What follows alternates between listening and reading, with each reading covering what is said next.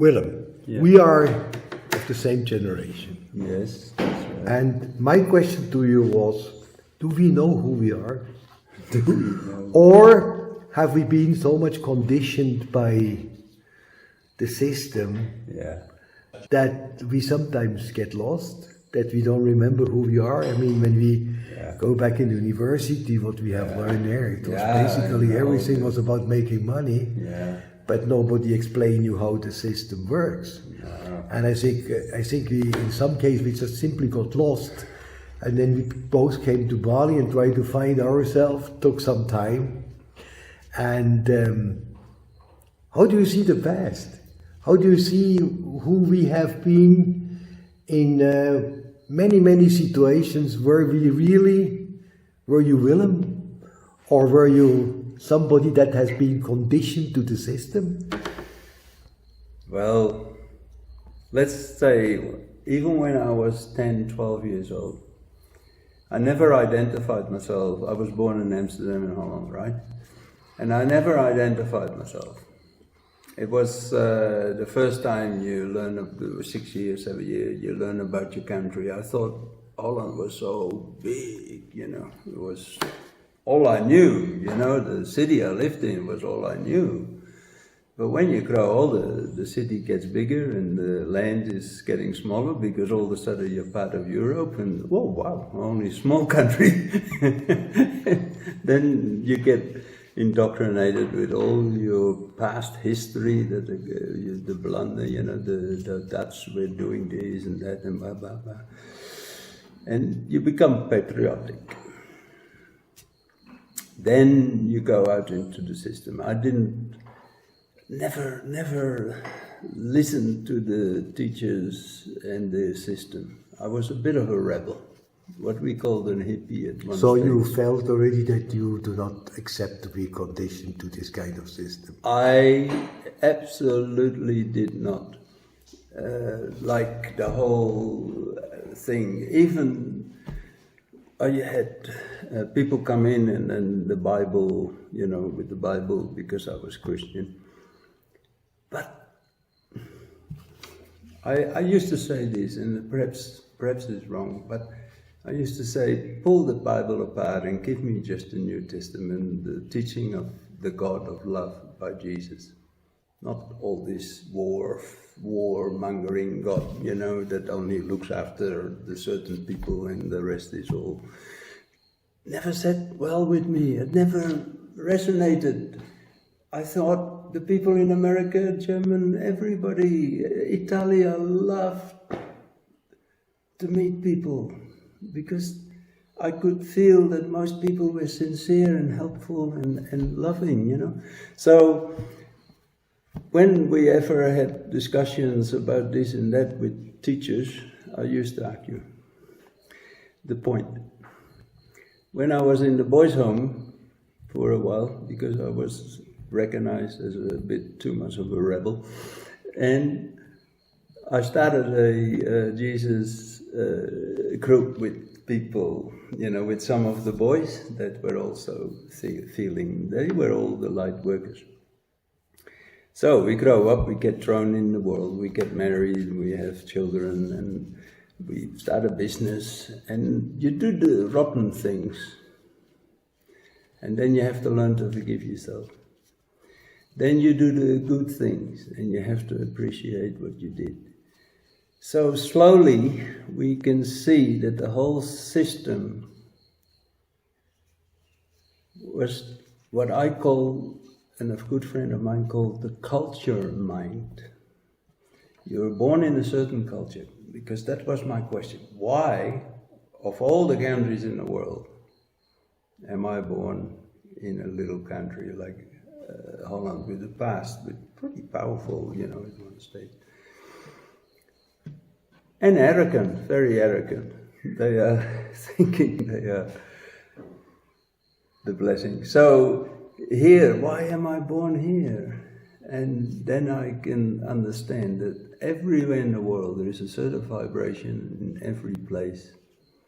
In the cities, there is a certain belief system, because all those people make up a belief system. In the country, there is a difference. If you go in amongst the people in the country which have a more peaceful existence, because they're just not overwhelmed with these media that we have created. First we had newspapers and we believed it and we put the newspaper and we used it for other purposes. But now we got TV. Now we got TVs and they're not comfortable. So we just absorb. And perhaps in a later day, when you look at Revelation, the evil eye coming into the homes is most likely in reference to something like the TV. I mean, since the 50s, Yes. we were clueless. Most people do nothing else. They come home and they sit in front of the TV, and when they're retired, the first thing in the morning is turn on this damn TV, and they get brainwashed daily by all this control. They believe one person, they don't like the other person. So can you say you, in fact, never really believed what the mass media told you? Oh yes, I did. I You did. did? Oh, I think we all did. Yeah, we do, because we believed in this culture mind. We believed in this world that if you didn't use your elbows to get somewhere, Blades on the elbows. yeah, with blades, if you want to be really, then you're no good. If you didn't get on top and you were earning the more money than the other person, you couldn't, You're an idiot, a loser. That's right, you're a loser. And then when I lost everything in the 90s, because I was following some of the advice of some of the millionaires, and we were so arrogant back in Australia. When I was sitting in amongst the millionaires, mate, I saw all their hang-ups, and I had to look at myself, and I thought, hang on, I am trying to prove myself to them, and who are they that I have to prove myself to? Oh wow, that comes back from my grandfather. His name was Willem, yeah? In Holland, and he was a good businessman, and he had a cafe and all that, and I looked up to him. So that's the time you experience that money is the worst energy in the world. I mean, poor people are looking for it like crazy, and rich people have the problem and are afraid that they lose it. So I believe today that money is the worst energy in this system. Yeah. And I think the money has destroyed all the energies and nature. And imagine 100 years ago there was only hardly 1 billion people in this world. Now we have 8. So I think we really went through these decades, in the last decades, like drunk. And as if we celebrated, we bought like hell, we acquired this and that and the other. If the neighbor had it, we wanted to have it also. So I think it's a good time now to look back and to see how that we were also involved in Absolutely, I agree. But I also found, like, I had a beautiful house in Australia, but I borrowed a lot of money from the bank because my business was doing good, and I had millionaires. We did accounting for them, and they were telling me, I go and buy this property, that property, and we just fiddled the books, and we said to the banks that the property bought for 3 million is now worth 5 million, so you can borrow another 2 million and to buy another property, And the banks were ringing me in the late 80s, yeah? Willem, do you want more money? Do you want more money? And, it was ridiculous. So everything broke down then. Back in Australia, we had a recession that we had to have. Now, millionaires went broke, I went bankrupt. But then I found out, first you take, but I tell you, Peter, the time I handed the last key over from one of my places that I lived in, and I gave it to the bank girl, and I said, "Here you are, you can have the problem now." and there was a relief. There was all So the sudden... you felt free at this I moment. felt free. I packed my suitcase, I went to Queensland, the northern, into the tropic, and I found hippies there, young people, and I built them a toilet, and I was, accepted, and I was living on a veranda, and all I needed was a mosquito net, because the first night I'd got eaten alive. And somebody found an old mosquito net and we fixed it, and I laid on the veranda, and I had a little suitcase with me with a couple of undies and a few shirts and blah blah. I felt free. No burden, no bother, just sleep, wake up, do your thing. So, but anyway, the pull of the money and the pulling back slowly came. And then I understand it's not the money. Money is love. Really. If you understand that love is an exchange. You give me something, you give me 6 potatoes and I give you 3, 4, 5 carrots or 6 carrots. Then there is a love exchange. Yeah? Everything is love. There is no other thing. So, I give something of me. I paint something, I paint a painting, and somebody wants to buy it. So they give me, they have nothing else, so they give me money. So the money is the exchange for love. If you look at how money has become, it's like a knife. Peter, a knife can cut butter, it can cut bread. It's a very useful instrument.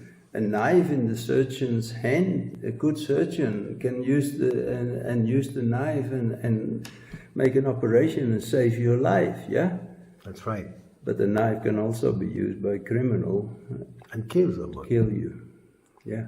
So, it's not the knife, it's not the money, it's the people greedy. The greed becomes a handicap. It's a handicap of not having enough. When is enough enough? If you got $1 million, is that enough? If you got $5 million, is that enough? If you got $1 billion, is that enough? No, they want more. They want $1 trillion. So, what is the use? You can only sleep in one bed at night. I have never seen a person, except perhaps from a holy man that is omnipresent, but I've never seen a person sleep in 20 beds in one night. At the same time. Yeah. So, how many chairs do you want to sit in, That's correct. Yeah. So do you feel also that in the last decade the values have changed? If you look at the young generation and you look at our values. I mean, I have, a few days ago, I have opened to a lady the door of the car, and this lady was probably 55, and she got shocked and said, "What are you doing?" I mean, then I realized that, yes, the values have definitely changed, and I feel also that many people today are impolite, they don't have the same understanding of credibility, of responsibility, of reliability. Do you also feel that these things have gone? Of course. If you eat the wrong food every day, you cannot expect to be a healthy person. That's correct. Right.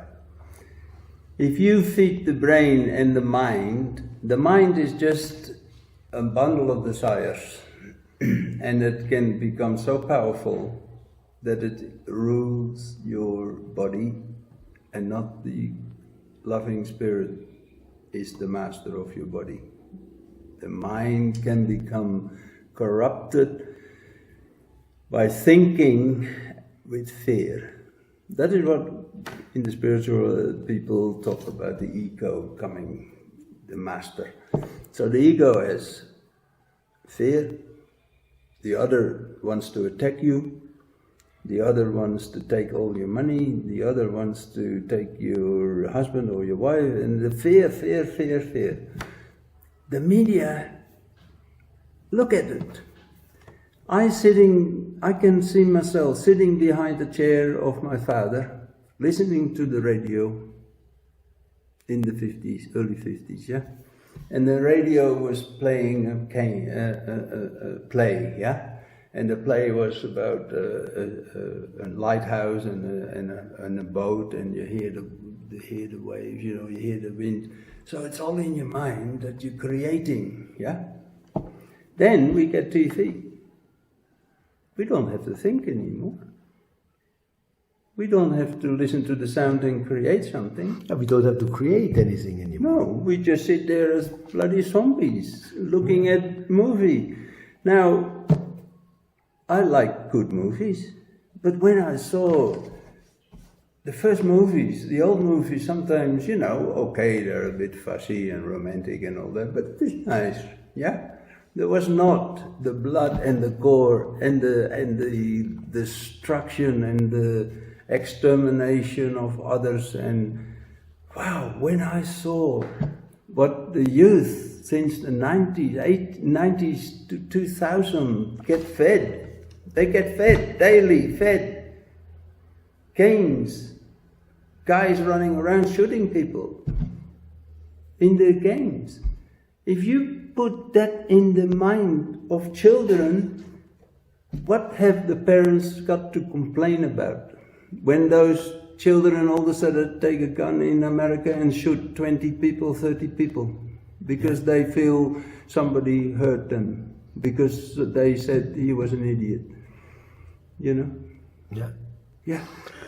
What do we expect? No, look, that's exactly true. It's so far away from us, and I think your thoughts are fantastic. I totally agree. We are now really far away on a mountain, look down in this world, and we know that the horizon we see partly is the sea, partly these are mountains. We know what is behind.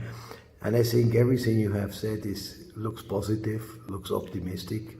Yeah, because there is a positivity about this. This was the negative side, but the positive side is to create a new world that is without this violence. There is a beautiful human values. If we start teaching, and I've seen it in action, I've seen the children that are taught the normal curriculum, but also taught human values. What is the use, like my guru says, what is the use of having half a dozen certificates hanging on your wall when your character is not good? Build character, more important than any certificate of science or whatever. Character is the most important result from education. So, let's start with the human values. And every human has this. There is love, that is the thumb, yeah? Then there is peace, then there is truth, then there is right action, non-violence. If we can teach the children that love in thinking gives you peace, love in your words gives you the truth, love in your actions gives you the right actions, yeah? And the love in understanding what this is all about gives you non-violence. A wonderful end. Willem, thank you for your time. I think it will give some great ideas to other people, increase their understanding of our turbulent time. So, thank you again. Thank you, Peter, and we have a beautiful world to look forward to. Let's be positive and optimistic. Yeah. Thanks a lot.